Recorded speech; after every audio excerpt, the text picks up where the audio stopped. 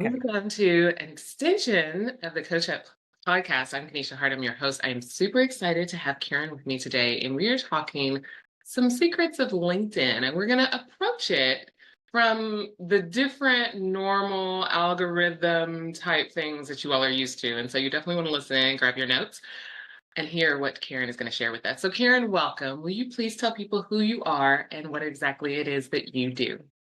Oh, well, firstly, thank you so much for inviting me to join you. It's wonderful to be here. I'm Karen Cureton, and I'll put my hands up. I'm a bit addicted to social media.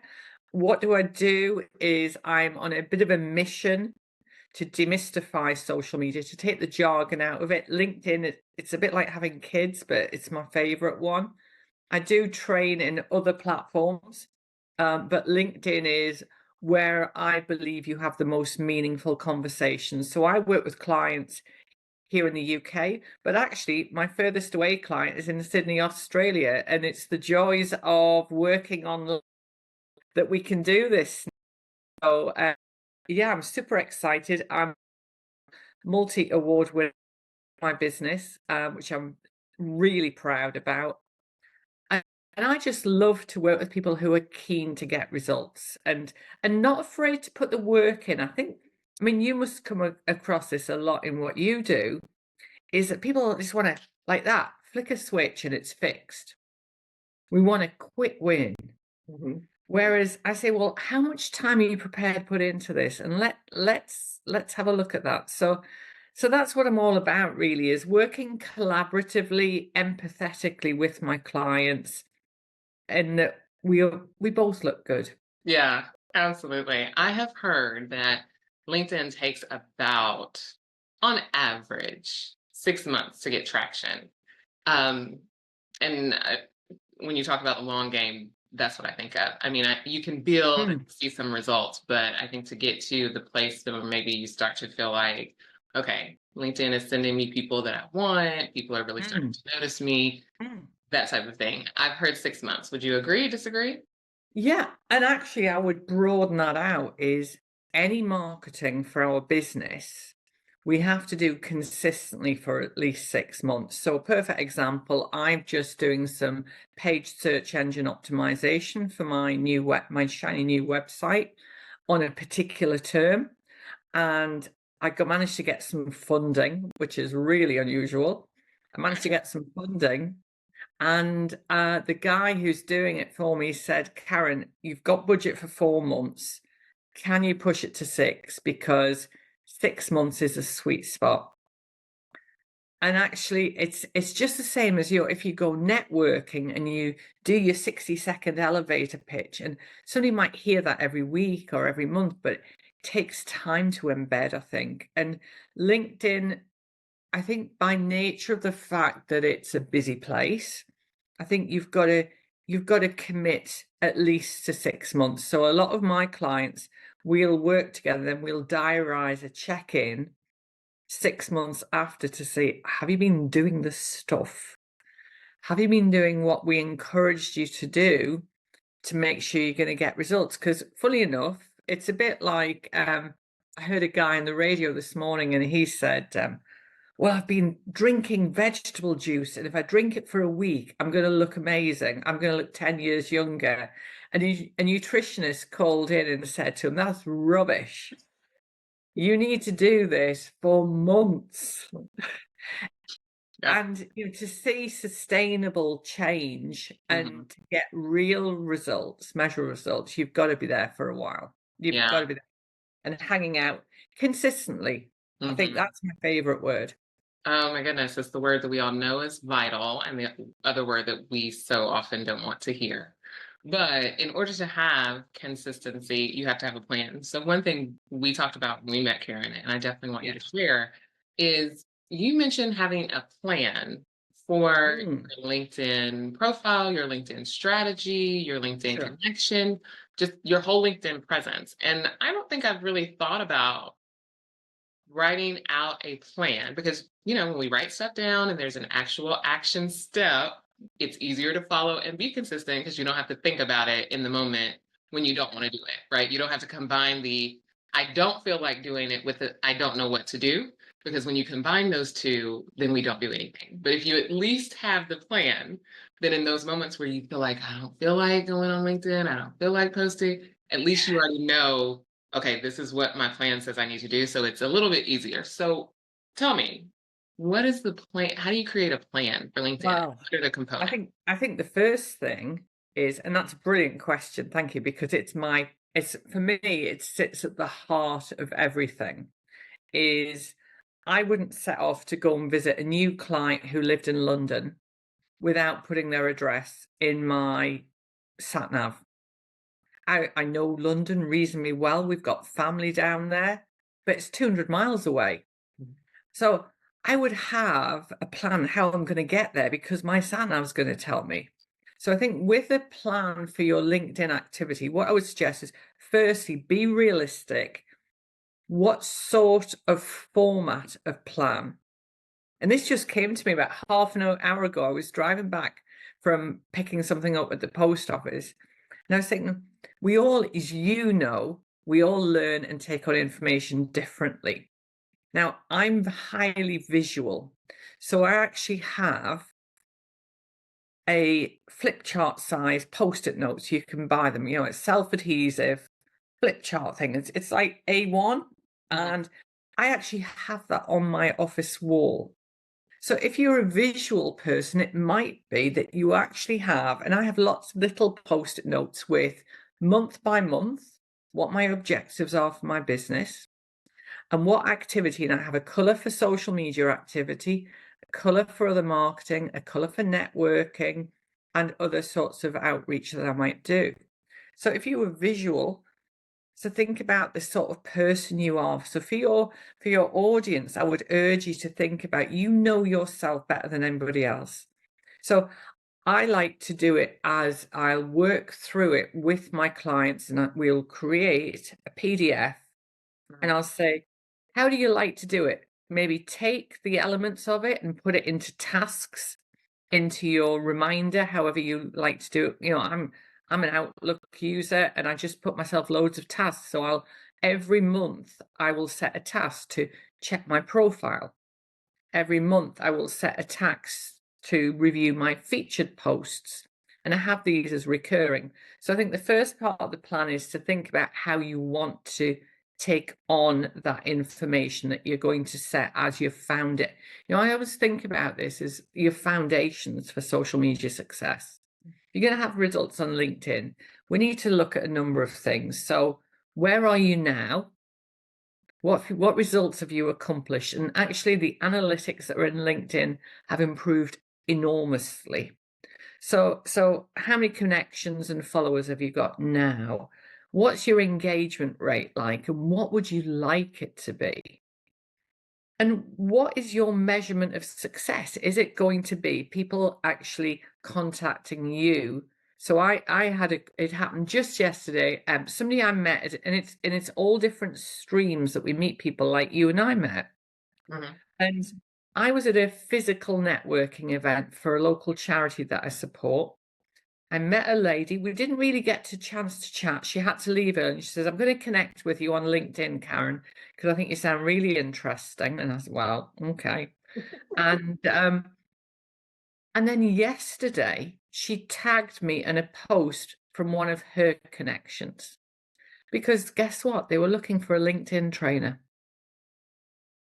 So think about what your measurement of success is. So where are you now?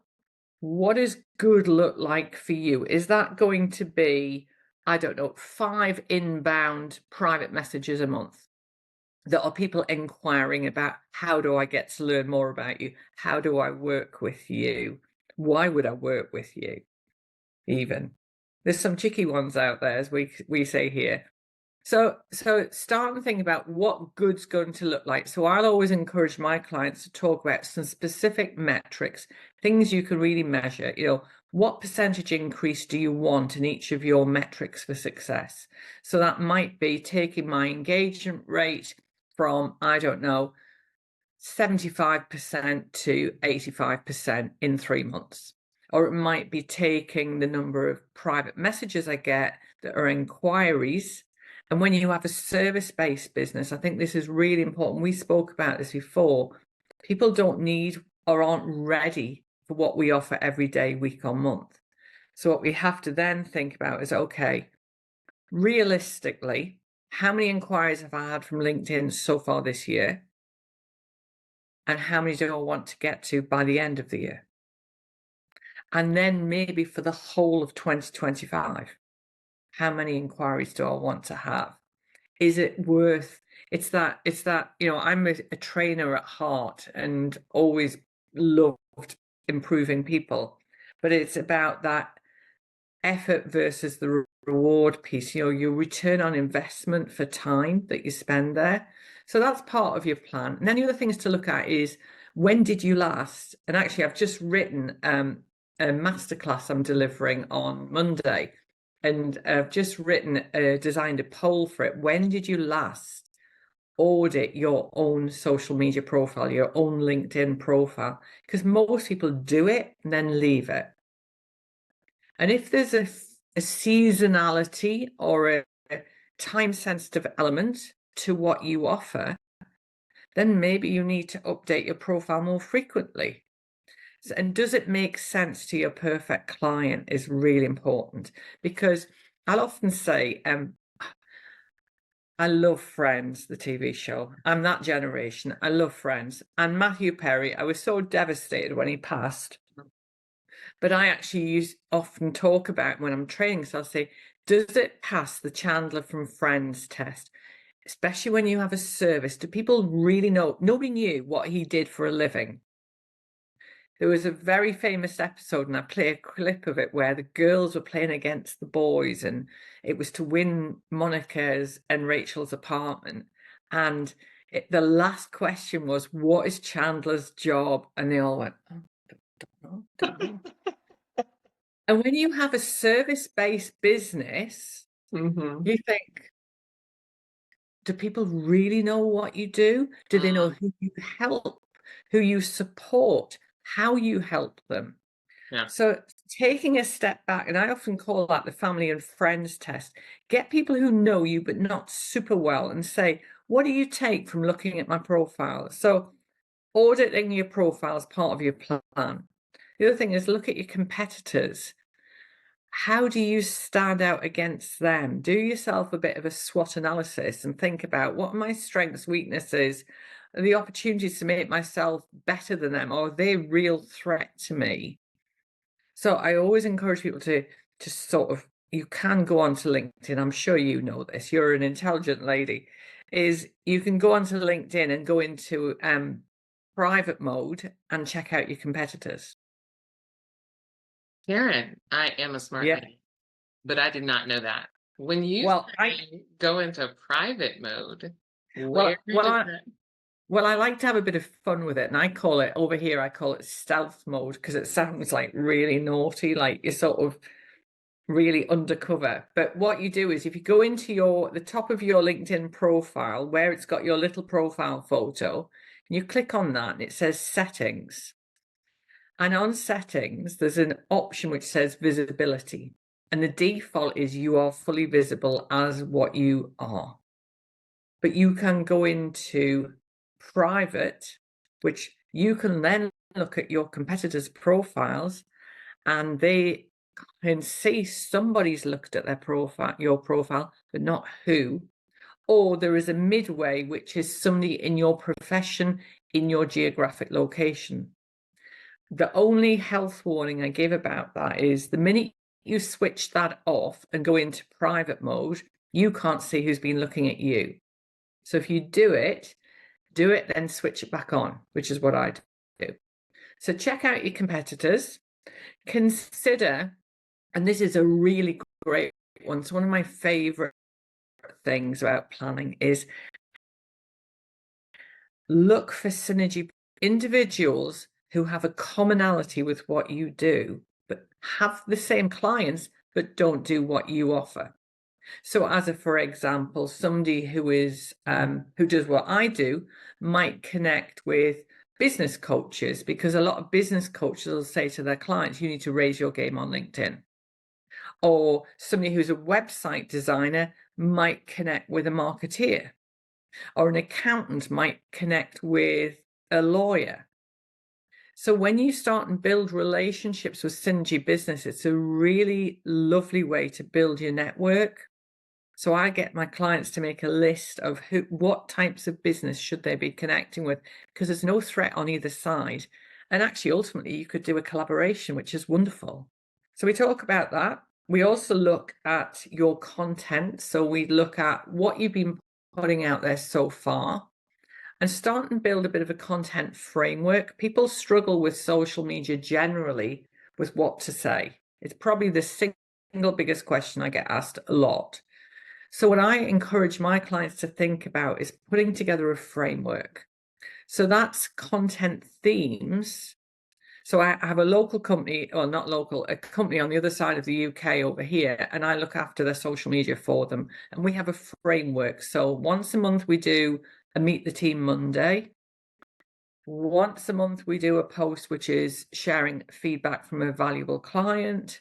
Once a month we might do a post supporting another local business. And we have a framework. So we know that for X number of days a month, we are fixed to those things. But in between that, we put something in, or the kings come to visit, or whatever. We have a frame because it stops us getting stuck. And having that framework really helps. So that's another element to the plan as well. Real But quick, would you yeah, consider when you say framework, what you described, I consider like a content calendar. So essentially yeah, you're saying yeah, yeah, plan out absolutely. per month Absolutely. And every day what you're going 100%, to be. 100%. But some people get frightened when I used to use the phrase content calendar, but some clients go, "Oh, I don't want to be restricted in that way." I said, "No, it's not. It's to guide you." And I think you're absolutely right. Having that, and again, I like to map it out.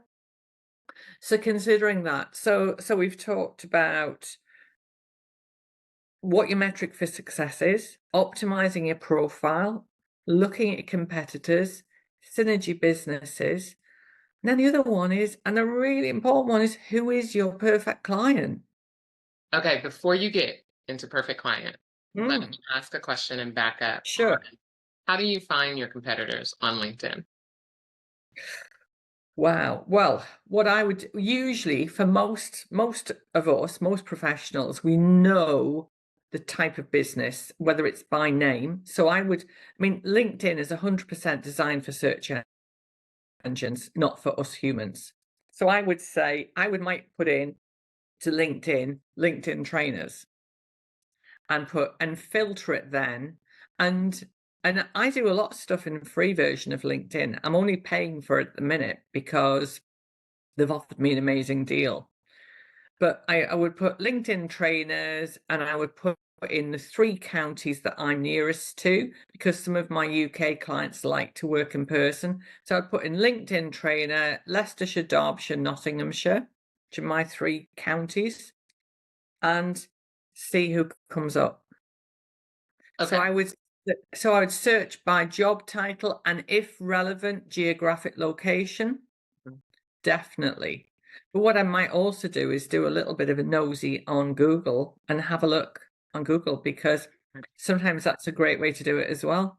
Yeah. The reason I ask is because on LinkedIn, you can find people, but their profiles are not necessarily optimized or they're not necessarily active. Mm. And I didn't know Right. if, in looking at your competition on LinkedIn, if you are considering only those who are active and those who are constantly posting, or if you have a competitor who is not active on LinkedIn at all, do you still consider them in their profile and how to optimize yours competitively?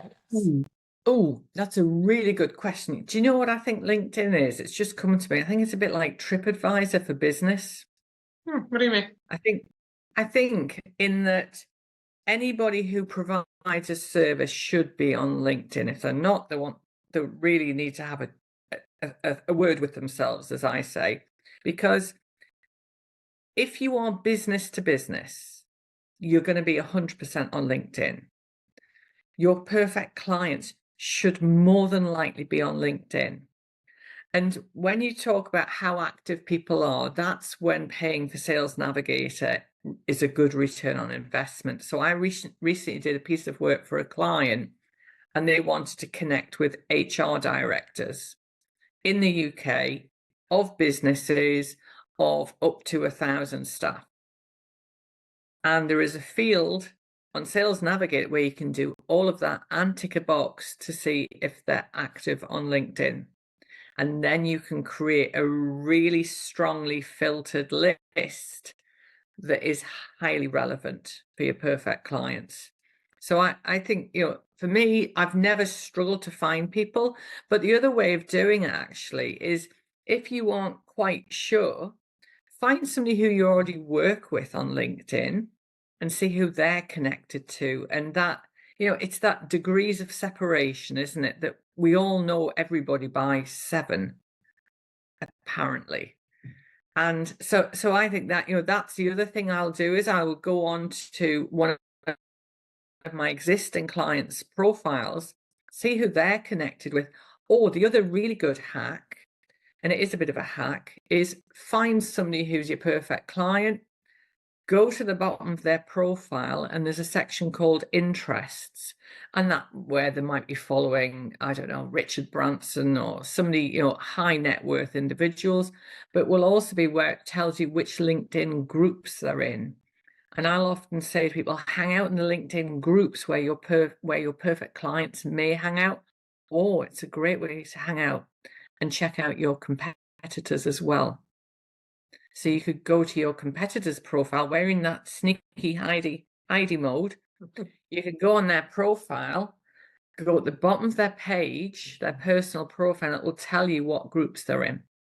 Okay, that is a hack, and that is a great recommendation. I will tell you though, Karen, I think about when you talk about the privacy mode, which I did not know existed. I think any business should expect that people are going to be checking them out, even their competitors, Yeah, right? And so I wouldn't think they would percent. even blink an eye at. I'd be quite flattered. I would be Would you? flattered. Oh, I think I would you be should be flattered. flattered. You should be flattered that they're coming to check you out It, as a competitor. 100%. I have a client that I did a quotation for back in the spring, and they then ghosted me. And then It happens. I sent them one of my favorite 3-line emails, which is basically, do you want to work with me or not? 'Cause your quote's expired, but much more politely worded than that. I'm a well brought up person. And they then came straight back to me and said, oh yeah, we've had to let some of our staff go. We haven't got the same sort of requirement. And I said, well, why don't we still jump on a follow-up call, and I can adjust and put some other thoughts together for you. Anyway, they've ignored me. However, I can guarantee you every single week they're looking at my profile. So the need is still there. They still have an interest. That's why I love seeing who's looked at my profile. I think just, I'm curious, but interested that they're still looking. And it's almost like the minute they stop looking, oh, they're definitely gone. And I think that's the other side of it, isn't it, about LinkedIn? Because when we have, when we do, those of us that offer a service rather than a product, it's all about, I call it the RWA. I love an acronym: ready, willing, and able. They've got to be RWA, because they may be connected with us. They may have connected with you on LinkedIn and read your content and thought, she sounds like a really interesting person, but not right now. So that's where your consistency that we talk about, 6 months to get results, showing up, being authentic, being that trusted go-to expert in what you do, becomes so important. Yeah. As you as you're talking about that and the ready, willing, and able, it takes us back to the last portion of your plan. I think it was the last portion where you're going to talk about know who it is that you serve, know your avatar. And guys listening, y'all know we have talked about that on this podcast. And so I am going to delve more deeply into Karen's additional expertise, y'all gonna have to go back and listen to some other podcast episodes to get there. So we know that that's a part of it, but what I want to get to, Karen, in the time we have left is the do's and don'ts of connecting. So we know when you know who your avatar is and you've put together your plan with the different parts. You mentioned when we talked first that there's some do's and some don'ts about who to Yeah. connect with, because naturally there's this, I shouldn't say naturally, but there is an impression, I think, where on LinkedIn, like most social media, we think the more followers we have, the more people we connected with, the better off we are. And I don't Mhm. know in talking to you if that's the case or not. So tell me about these Yeah. do's and don'ts of connecting. Well, I suppose it all comes back to what's right for you. But my experience, I was a very early adopter. I've been on LinkedIn for, I think it came up the other day, I think 12, 13 years I've been on LinkedIn. So I've been on there a long time. Now I've got a really good girlfriend. She's a marketing strategist. She will accept anybody with a pulse. That is her words, not mine. Can I just be clear about that? That is her words. She says, just come on in, anybody, I'll connect with you. That's what she does. But, but there is a new, LinkedIn has changed a lot. And now people can just follow you. They don't have to connect with you. But my personal ethos, and it comes, and from when we first spoke, I know that we chatted about this. You know, I come from a background, a career, very successful career in sales. And what we have to do is build relationships, real relationships. So if I'm going to connect with somebody, so I had it happen to me yesterday, a digital marketing apprentice in the next city sent me a connection request with no message, nothing. So I sort of know why she wants to connect with me. So I sent her a message back and said, thanks for your request to connect. Forgive me, I'm a bit of a curious person. I'm really love to know why you'd like to connect. Because what I want to do, because once I accept it, I'm letting her into my connections and she can have a look at that. And there are some people, I had one guy, he was a property developer, and I sent him that message back, and he came back to me and he said something really nice. It wasn't flattery, but it was, oh, I'm just interested in your content. I'd like to connect with you in a more real way. Oh, okay. Well, I've ended up removing him as a connection. I'm blocking him because all he's done, and this is what you don't do, everybody, you don't sell to people. And that's what he's done. Every single week, I've had a direct message or DM from him saying, oh, we're doing this. Thought you'd be interested. We're doing this. Why? You've not done anything with me. So I think when you understand, as we all should know, who our perfect client is, we want to approach them in a real way. We want to have a genuine relationship with people. We want to get to know them. So when I find these people, I will send them a very personal message to say, I came across your profile. I'm really interested in learning more about what you do. It would be great to connect and get to know you a bit better here. And I just send that as a personalized message. And I probably have, I don't know, about a 70% success rate. So it's usually pretty good because then, and this is the key thing is, how many people have you connected with and then you don't hear anything from them? A lot. It's, But I'm it's, guilty because I've it's, connected and not it's also reached out. silence.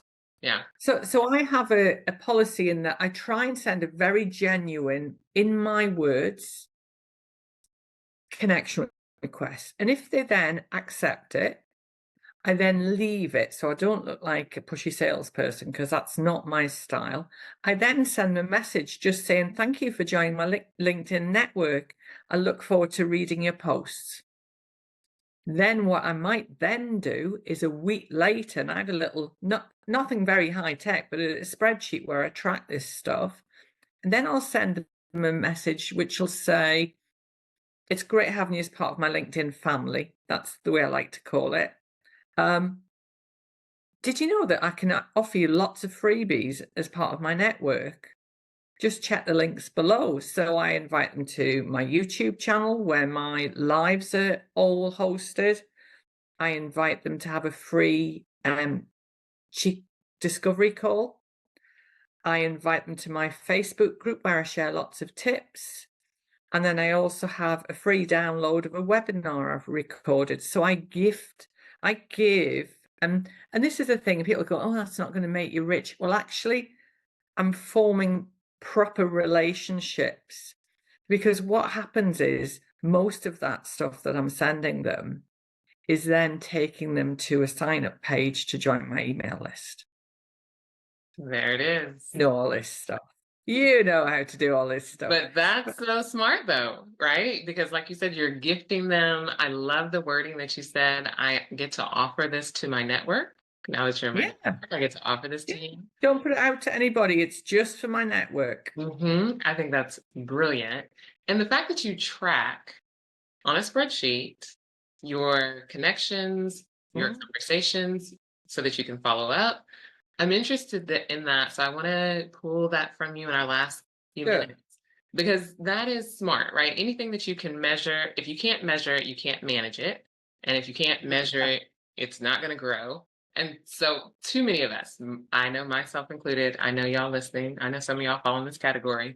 We connect, we may have conversation, but then we forget, right? Because I am notorious for having to go back through all of my messages to say, oh, I haven't talked to that person in a minute, but you have a tracking system. So, tell me a little bit about this tracking system, Karen.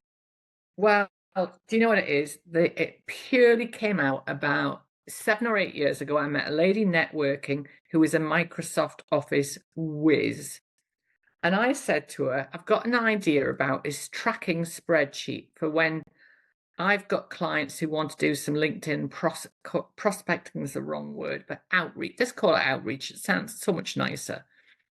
And I want to find a way to track and see, just keep it, if people have got a budget, they'll have a CRM system and you could put it in there and set up a series of tasks.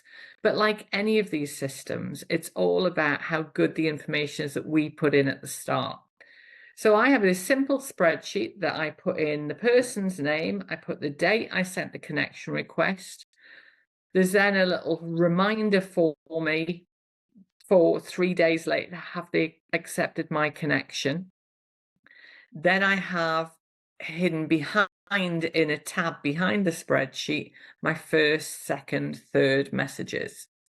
So I have it in there and I put the date I do each thing, and then it'll flag up if that's overdue. But that's entirely dependent on yours truly consistently opening that spreadsheet. So what I do is I have a series, I live my life, it's really sad, on reminders.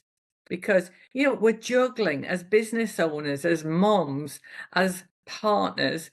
We have so much going on. Like my head feels like that painting at times, actually. And so I usually have, and I would encourage your audience to think about this, is block out some time for LinkedIn outreach once a week. So what I'll usually do is on a Monday, I'll plan my content for the next 10 days. And on a Friday, I'll work on what I call my hot list, people I want to follow up or engage with, and I'll work through that. And it's about finding your rhythm with this stuff and thinking, how important is this? Could my next client or customer come from this work? And this is the big one. This is how we get people on board. So what's the value of one new client to your business?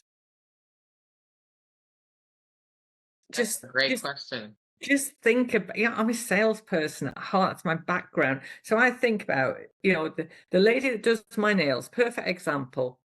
5 years ago, I was on holiday in Europe and I was DMing on Instagram, nail places local to where I live.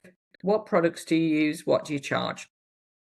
Sent 4 DMs, only one replied. I've been going there ever since. What's the lifetime value of one client? Even if you have a low entry product, it's a lot of money, because guess what? My mum goes to her too now as well.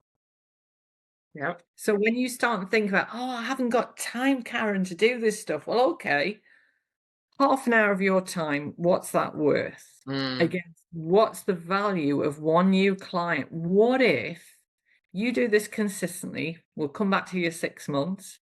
You do that consistently for 6 months, and at the end of 6 months, what if you have not 1 but 2 new clients? What's the value of that? right. Absolutely. But sorry, I got all excited. I do apologize. I get really excited about this stuff. No, it's good stuff, and it's real Thank you. time applicable information because just yesterday I was talking with another LinkedIn expert as well, and she said that 41% of individuals on LinkedIn are millionaires. And I thought Mm, that's an interesting statistic to know because, to your point, depending on what your price point is for your service, what mm, is the value of a customer to you? To your business? Is it worth mm, if you're a customer coming in, like you're a recurring now business for the nail salon, if your customer mm. coming in over their lifespan of a typical customer is worth 20, 50, $100,000 to your business, Absolutely. how much is 8 hours of work spent, on a 6 month basis or a 3 month basis? Is that worth it? I would think so. And so It's a it's thinking no-brainer, like, isn't it? It's a right? no-brainer. I had somebody approach me just the other day about doing a small piece of work, and I'm not financially driven. I want to do the job that I love and make a difference to people because that's what gets me. I can look at myself at the end of the day and go, I helped some people today in a meaningful way. And this gentleman said to me, "Oh, well, this is what I pay you to do this." And I said, "Well, I'm really sorry, I have to say no." And he said, "Why?" I said, "Because what you've paid me, would proposing to pay me, that's half of my time. And if I spent half a day on LinkedIn doing some personalized outreach, I know the results I would get be worth far more than that." And I think we have to look at the bigger picture. Yep. And that's why you start going back to the start of our chat today. Mhm. That's why you start with the plan is where are you now? Where do you want to be? And Yeah. what are you going to have to do to get there? Because when you have I know that I'm not going to use the word authentic, but I just have a trusted way of doing this stuff that Mhm. fits with your values, it's sustainable. Right. Yeah. Absolutely. I can imagine that your work that you do with your clients helps to sustain their business and grow their business. And so, Karen, will you tell people how they can reach you, how they can work with you, how they can learn from you? Oh, thank you. Thank you. Well, firstly, I'd love to have anybody who's up at ridiculous time of day join me 8 o'clock on a Monday morning, AM. Yeah, I'm sorry. But how you can work with me is I work with clients one to one. I do group sessions. I do all sorts of different ways of training people. I have a couple of programs. I have one which is designed for people who didn't grow up with the internet, particularly for women. Okay. And then I have another one, which is for coaches and trainers who are really good at teaching everybody else, but not so good at learning themselves. So, as a coach and trainer myself, and in somebody who's passionate about social media, that's a program that actually we're just getting that ready to go. I'm completely changing it, and it's going to be a whole community. I'm super excited about it actually. Um, and that's going to go live in the new year. But yeah, but people can find me on LinkedIn. Karen Cureton is a really unusual name. In fact, I had a lady contact me who's from Birmingham, UK, not Alabama, and she's from Birmingham, UK, and she's called Karen Cureton. That's not me. And she said to me, I'm really cross because I wanted to call my business Cureton Consulting. And when I went on to the 123 Reg, you've already got the domain. Hmm.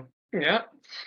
So, so yeah, so it's quite unusual. And so I'm pretty easy to find. Uh, And I welcome people from all over the world. I have some amazing clients. I love what I do.